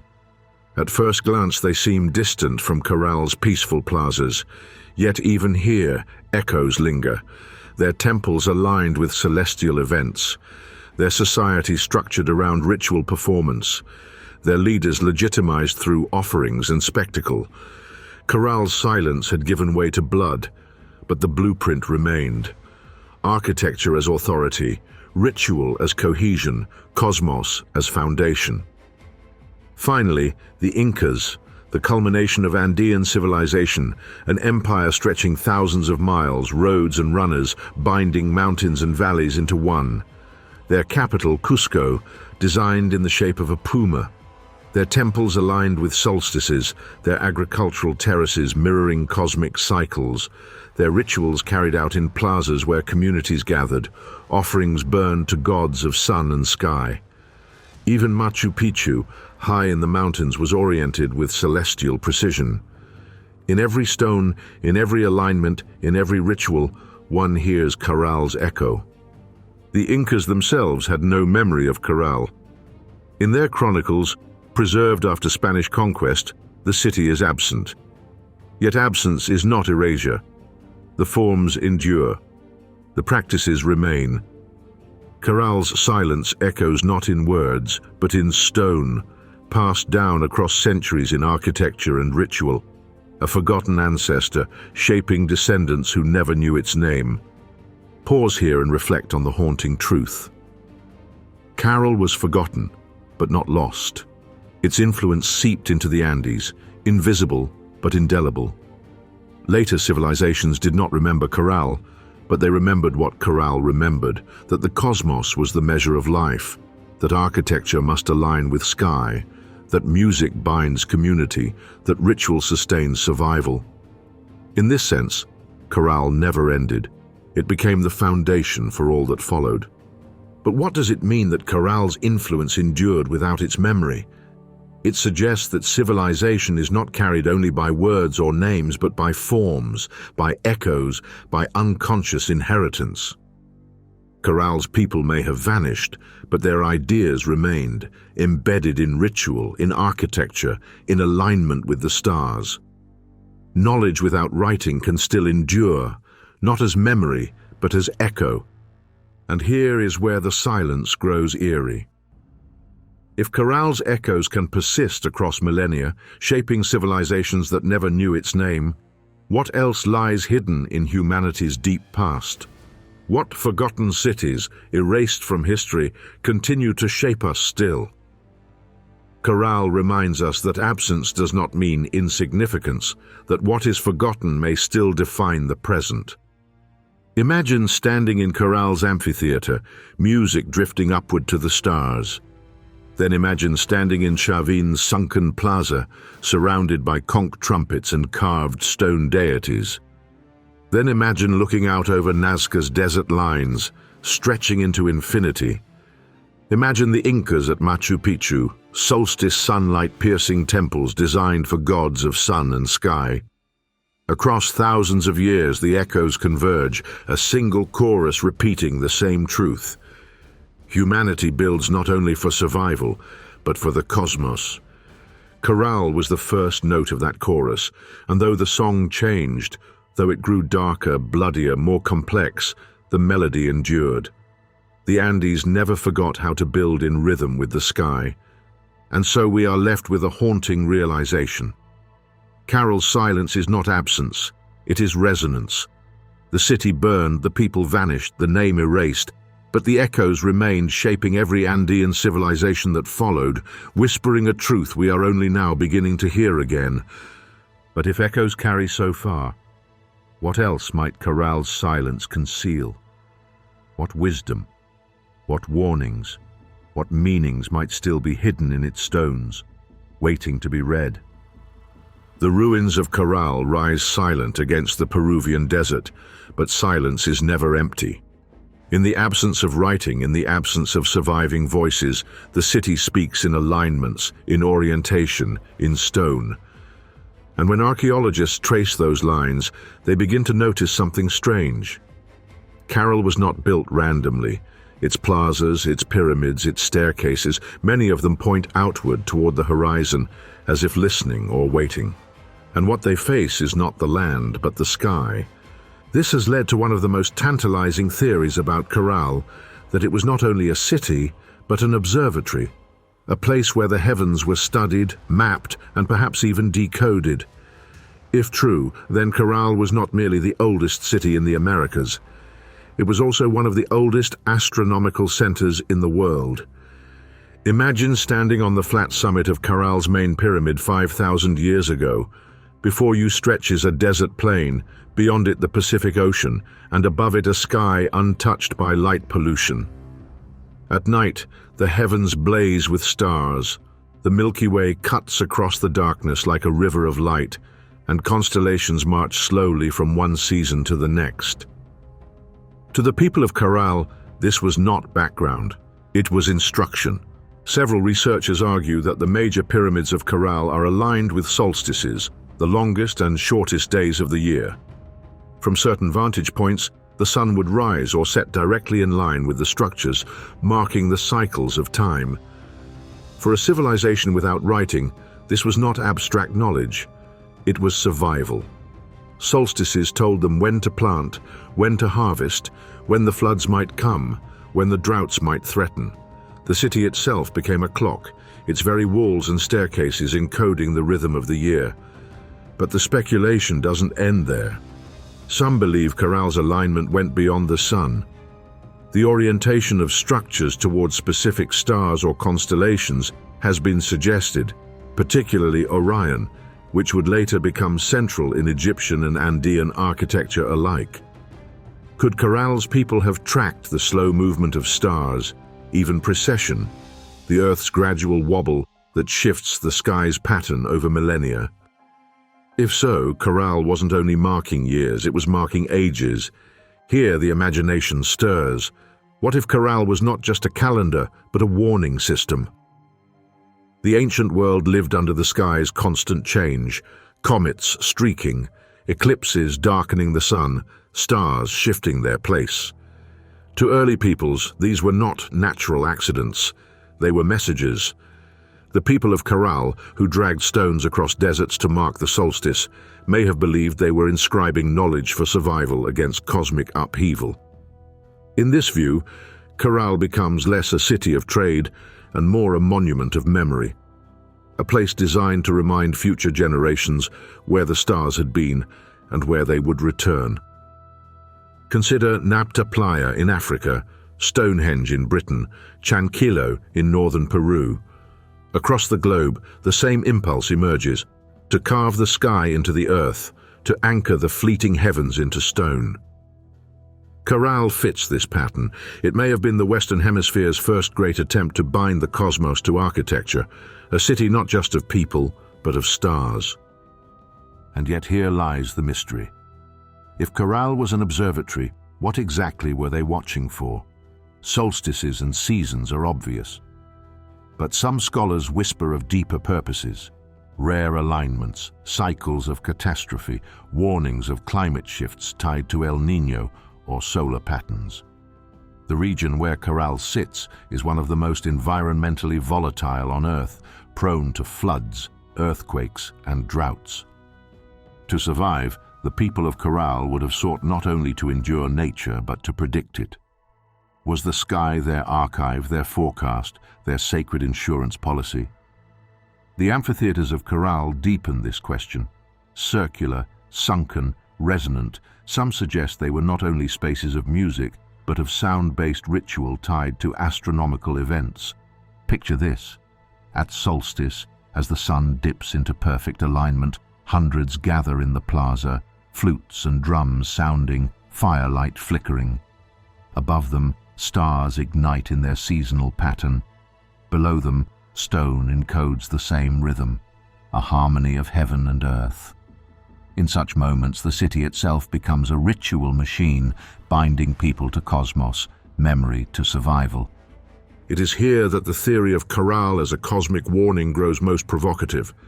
If you know the sky well enough, you can see when it changes. And when it changes, it means something. A star no longer where it should be, a sun that vanishes at midday, a river in the heavens tilted differently than in the memory of your ancestors. Each shift could be read as omen, as signal, as danger. Did Caral's people believe their city encoded instructions on how to weather the next catastrophe? Were its alignments not just observatories, but warnings? Of course, we cannot know for certain. Without writing, interpretation collapses into speculation. But speculation itself is telling. Why do we so desperately want Caral to be an observatory, a warning, a message across time? Perhaps because we too live under a sky of uncertainty, searching for meaning in patterns we barely understand. Caral becomes not just an ancient city, but a mirror. We see in its silence our own hunger for permanence, our own fear of forgetting, our own desperate hope that knowledge can outlive catastrophe. And here lies the haunting twist. Maybe Caral's message is not for its own people, but for us. 5,000 years ago, they may have dragged stones into alignment not to predict their own harvests, but to etch into eternity that they had looked upward, measured the sky, and seen something worth remembering. They could not stop the drought that eventually ended their city. They could not halt the climate shift that forced their exodus, but they could leave behind a monument that whispered across millennia. We saw, we measured, we tried to warn. Caral is gone. Its amphitheaters are silent, its plazas are empty. But at solstice, the sun still rises where they placed their stones. The stars still drift across the horizon in rhythms they may have tracked. The silence speaks, a city as calendar, as clock, as warning. Whether we listen, that is another story. And so, we are left with a question that lingers like starlight across centuries. What if Caral's silence is not absence but message? What if its alignments are not ruins but instructions? And if they are, will we ever learn how to read them? In the heart of Caral, fire once burned. Not in kitchens, not in hearths for warmth, but in ceremonial pits, controlled flames that licked upward as offerings vanished into smoke, charred bones of animals, fragments of woven textiles, and even sacrificed objects were found buried in the sands. These were not the remnants of daily life. They were messages sent upward through smoke and downward through burial, aimed not at humans but at gods. To walk Caral is to feel a paradox. It was a city, yet it does not feel lived in. Excavations reveal plazas, pyramids, ritual platforms and amphitheaters, yet precious few traces of houses. Where were the people? Archaeologists puzzle over this absence. Was Caral less a place to live and more a place to worship? Less a city of habitation and more a city of communication, a vast spiritual blueprint etched into stone and desert? The evidence leans toward ritual. Buried beneath layers of construction are repeated offerings, shells brought from the Pacific, stones carried from far inland, even the remains of sacrificed animals. These were carefully placed, sealed, and built over. Each new layer of Caral was not simply architecture, it was devotion, petrified. The city grew upward, not just in stone, but in meaning, every brick a prayer, every wall a ritual act. Consider the amphitheaters, sunken circles that seem to gather sound and focus it upward. Their design suggests more than performance. It suggests communion. The flutes and drums discovered at Caral, crafted from animal bones and reeds, may have been used not for entertainment but for ceremony. Picture the scene. Hundreds gathered, music reverberating, flames dancing, the desert sky above blazing with constellations. The people are not celebrating themselves. They are reaching outward, upward, across the void. This begins to suggest that Caral's purpose was not survival, not trade, not even science, but relationship. A relationship with forces unseen, forces imagined as gods, ancestors, or cosmic powers. The pyramids may not have been palaces for rulers, but altars for communication. Caral may have been less a capital and more a cathedral, one of the earliest cathedrals humanity ever built. But here the mystery deepens. If Caral was a message, what was it saying? To the gods, the spirits, or perhaps even to time itself? Buried offerings tell us the language was symbolic. Shells representing water, stones representing mountains, fire representing transformation. These offerings encoded a worldview where balance had to be maintained, where gifts had to be exchanged with unseen powers. The desert was harsh, the river unpredictable. To live here was to depend on forces beyond human control. Caral's blueprint may have been designed to remind the gods that humanity was listening, giving, participating in the cosmic cycle. And yet, the scale of Caral suggests more than appeasement. It suggests ambition. Its pyramids rise high above the desert plain, visible for miles. This was not hidden worship. It was proclamation. Caral was declaring its devotion on a monumental scale, as if shouting into the void, "We are here. We see the heavens." We build in your image. Here lies one of the most haunting interpretations of Caral, that it was not built for its people at all. It was built for its gods, for beings unseen whose attention had to be drawn and kept. The lack of residential evidence now becomes chilling. Were the people of Caral merely caretakers of a divine project, builders of monuments whose purpose was not shelter but sacrifice? Was their daily labor spent not in serving themselves, but in serving the sky? The blueprint of Caral, its symmetry, its plazas, its staircases, feels less like a neighborhood and more like a ritual map. Each structure aligns with another, each platform leads to a space of offering, each plaza echoes with ceremony. It was as though the city itself was a living prayer, designed not for efficiency, but for ritual choreography. Walking through Caral would not have been like walking through a city. It would have been like walking through a sacred performance, where every step, every sightline, every sound was part of the act of devotion. What does this reveal about humanity at its dawn? That before the skyscrapers, before the empires, before the machines, we built not for ourselves but for the unseen. Our first cities may not have been homes, but altars, and Caral, older than Egypt's pyramids, may be the oldest surviving testimony to this truth. Of course, skeptics argue otherwise. Some suggest Caral's offerings were pragmatic, rituals to secure rain, fertility, or protection against disaster. But even this view acknowledges the core. Caral's purpose was not practical architecture, but symbolic action. It was not simply a city of stone, but a city of meaning. A message carved into the earth, encoded in fire, sealed with offerings, and aimed at gods we can never know. This realization shifts our perspective. Caral becomes less an archaeological puzzle and more a philosophical mirror. It forces us to ask, what do we build for? Today, we erect towers of glass and steel, sprawling megacities pulsing with electricity. But are they any less ritual? Do we not still build to impress, to proclaim, to reach beyond ourselves, whether toward gods, markets, or futures we cannot see? Caral whispers that cities are never just about shelter. They are always about belief. And yet, belief is fragile. Caral's gods did not save it from drought, from famine, from eventual collapse. The fires went out, the plazas emptied, the offerings buried under dust. Whatever message Caral sent, it went unanswered, or perhaps it was answered in silence. But the stones remain, the blueprint remains. And with it, the question, what if Caral was less a place for people and more a place for gods? What if its pyramids were not meant to house rulers, but to house prayers? And what if the oldest city in the Americas teaches us that humanity's first instinct was not to dominate the earth, but to speak to the heavens?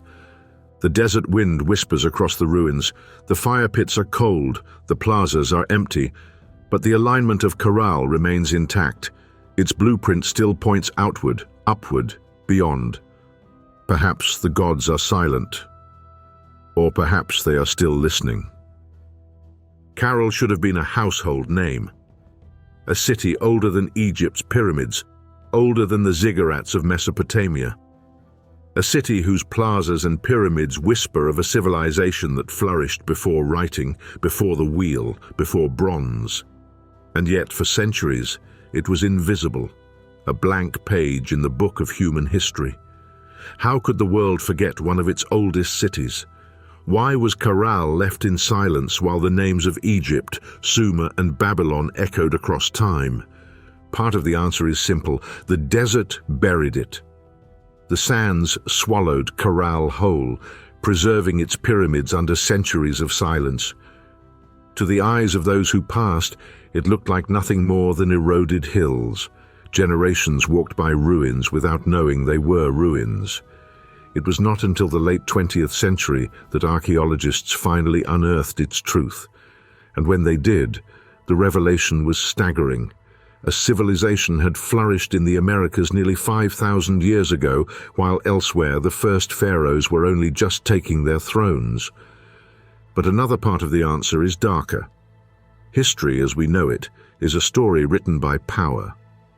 The narrative of Cradles of Civilization was long dominated by the Old World, by the Fertile Crescent of Mesopotamia, the Nile Valley of Egypt, the Indus River Plains. These places fit neatly into a linear story. Civilization began in the Old World, then spread outward.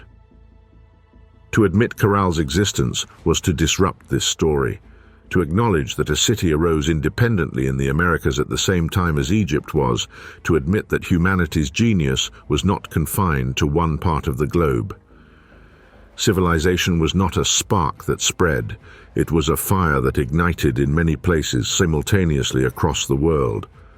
Why then was Caral ignored? Some say it was academic inertia. Egypt and Mesopotamia had writing, stone monuments and stories carved in hieroglyphs and cuneiform. Caral had none of these. No writing, no grand inscriptions, no tombs of kings. Its legacy was quieter, written in earth and stone rather than words. In a world obsessed with records, Caral's silence was mistaken for absence. But perhaps there is something more unsettling at play. Caral does not fit the narrative of progress. It was a city without war, without walls, without armies. Its pyramids were built not for conquest, but for ceremony. It thrived for nearly a millennium without evidence of fortifications, without signs of violent collapse. In an age when civilization is too often defined by empire, Caral represents an alternate path, one where power was not built on swords, but on ritual, trade, and alignment with the cosmos. Is it possible that this path was inconvenient? That Caral was not forgotten by accident, but ignored because it challenged the story of how civilization should develop? This leads us to an even deeper question. What else have we forgotten? What other cities, older than our myths, lie buried beneath sand, jungle, or sea? Caral's rediscovery is a reminder that history is not fixed. It is fragile, contingent, and vulnerable to erasure. Entire civilizations can vanish not because they did not exist, but because we stopped looking. The irony is that Caral may have been remembered in whispers all along. Oral traditions of Andean peoples speak of ancient builders, of sacred places tied to the heavens. Myths tell of times when humans lived in harmony with cosmic cycles, when great constructions aligned with the stars. Could Caral have been the seed of those myths? A memory buried not just in sand, but in culture, waiting to be rediscovered. When archaeologist Ruth Shady began her excavations at Caral in the 1990s, she encountered not just ruins, but resistance. Some dismissed her work, unable to accept that such an ancient city could exist in the Americas. Others minimized it, treating Caral as a curiosity rather than a revelation. And yet, her persistence changed everything. Through radiocarbon dating and meticulous excavation, Shady proved that Caral was nearly 5,000 years old. Her work forced the rewriting of textbooks. It was no longer possible to deny that the Americas too had birthed one of the world's first civilizations. And yet, how many outside the field know Caral's name today? Egypt, Mesopotamia, Greece, these are the pillars of popular history. Caral remains in the shadows, a chapter too often erased from the global story. Perhaps it is because it asks us to reconsider civilization itself. Perhaps it is because its silence is uncomfortable, a reminder that greatness does not always announce itself in writing or kings or wars. Sometimes it announces itself in flutes made of condor bones, in plazas aligned to the heavens, in pyramids built not for rulers but for rituals. This silence speaks volumes. Caral is not just the story of a city. It is the story of how fragile human memory is, of how civilizations rise, fall, and vanish, not only in reality, but in our collective awareness. The erased chapter is not just Caral's fate, it is a warning. How much of our past is already forgotten? How much of who we are has been lost in the dust? And so Caral becomes more than ruins. It becomes a mirror, It forces us to ask, what do we choose to remember and what do we allow to be erased? What does it say about us that we have remembered warlords and kings, but forgotten a civilization that built for peace, for ritual, for the stars? History books ignored Caral for millennia. Now it returns, not quietly, but as a challenge. It demands to be seen, not just as an archaeological site, but as a question to humanity. How do we measure civilization? By power? By conquest? Or by harmony with forces greater than ourselves? The sands tried to bury Caral, our stories tried to forget it, but the stones remain, and their silence is louder than words. Caral is no longer erased, but it still waits to be remembered. We return at last to Caral. The desert wind drifts through its empty plazas, carrying with it not the echoes of kings, nor the clash of armies, but something softer, a flute carved from bird bone, the rustle of woven reeds, the rhythm of fire in ritual pits. Caral speaks to us not in declarations of power, but in whispers, whispers that somehow outlasted empires. And in those whispers lies the great question, what does Caral teach us? For centuries, we have defined civilization by war, by writing, by conquest. Egypt gave us pharaohs and pyramids. Mesopotamia gave us kings and cuneiform. Greece gave us philosophy and empire. But Caral gave us none of these, no armies, no weapons, no written texts to immortalize rulers. Instead, Caral gave us music, architecture, trade, and a deep attunement to the cosmos. What if that is the real beginning of civilization? What if we have misunderstood what the first city truly means? Caral forces us to confront the possibility that civilization does not require violence. That a people could gather, build, and flourish for 1,000 years, not because they dominated their neighbors, but because they found balance with their land and with the sky above. Here was a city that aligned its plazas with the heavens, a city where ritual and science were not enemies but twins, where the pulse of community echoed in drums and flutes rather than war horns. And so perhaps Caral is not just a window into the past, but a mirror held up to us. What do we build upon? Our cities today sprawl with steel and glass, powered by technology that reshapes the earth itself. But are we aligned with the rhythms of the planet as Caral once was? Or have we forgotten the cosmic compass that guided our ancestors? Caral's lesson is humbling. It tells us that the essence of civilization may not be written in books or carved in stone, but in how we choose to live together. In the harmonies we create, not just in music, but in community, in environment, in purpose. Caral thrived because it understood the cycles of the earth and the heavens. It endured not by resisting change, but by flowing with it. This is what makes Caral more than ruins. It is a reminder that civilization is fragile not because it ends in war, but because it can be forgotten when it no longer fits our story. Caral was ignored for centuries, erased not by conquest, but by silence.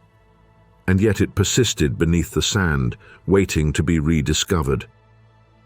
What if the true legacy of Caral is not its pyramids or plazas, but its philosophy?